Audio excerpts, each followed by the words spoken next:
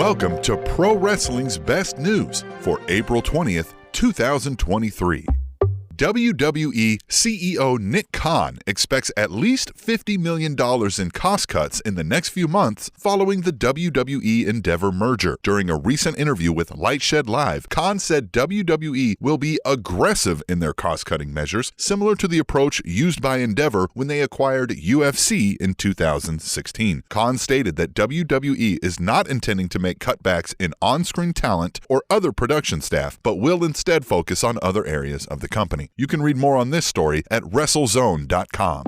Dax Harwood, during an episode of the FTR with Dax podcast, said that he and Cash Wheeler decided to sign their new contract with AEW instead of with WWE because they feel they can trust Tony Khan with their career and legacy more than they could with WWE. Harwood also said he believes that Tony Khan sees more marketability in FTR and understands them more than Vince McMahon or Triple H do. Harwood also said FTR wants to help make AEW successful for years to come so that wrestlers can have another viable option to make a living. You can read more on this story at WrestlingInc.com.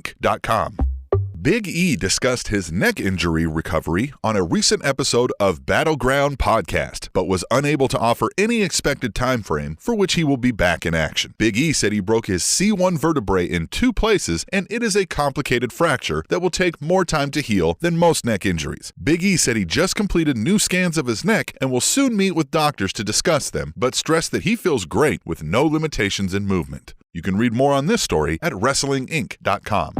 AEW ring announcer Justin Roberts announced Tuesday that he would miss AEW Dynamite this week after testing positive for COVID. Though COVID protocols and emergency declarations are mostly lifted in the United States, the CDC still reports over 100,000 new COVID cases and over 1,300 COVID deaths last week alone. You can read more on this story at eWrestlingNews.com.